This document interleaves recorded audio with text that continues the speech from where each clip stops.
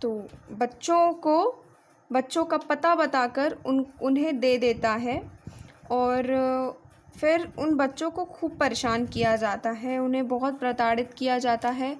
उन्हें ये बोला जाता है कि तुम इस्लाम धर्म कबूल कर लो तो हम फिर तुम्हें छोड़ देंगे, हम तुम्हें और परेशान नहीं करेंगे।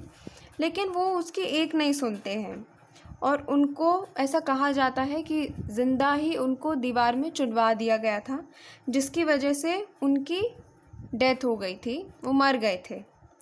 लेकिन अभी भी गुरु गोविंद सिंह इनके हाथ नहीं आते हैं।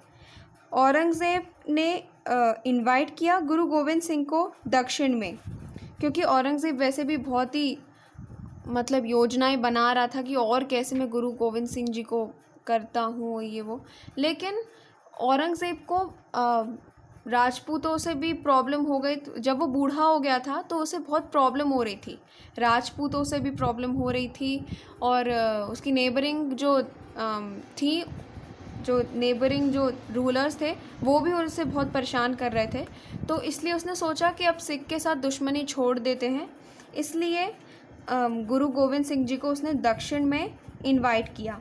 लेकिन जब गुरु गोविंद सिंह जी दक्षिण में गए तो उसी समय औरंगज़ेब की डेथ हो गई 1707 में। और फिर आया औरंगज़ेब का बेटा बहादुर शाह। जब अगला रूलर बना तो 1707 में बहादुर शाह ने गुरु गोविंद सिंह को आगरा में इनवाइट किया और उनको वहाँ सम्मानित किया। ये चीज़ इस बोलने के उसमें कि मतलब अब ये दुश्मनी हम ख़त्म करते हैं, अब ये दुश्मनी आगे नहीं रखते हैं, इसलिए आगरा में बुलाकर उन्हें सम्मानित किया गया। और उसके बाद फिर रिलेशंस सुधर गए थे। और ये अपन कह सकते हैं कि बहादुर शाह ने कोशिश की कि रिलेशन सुधर जाएं।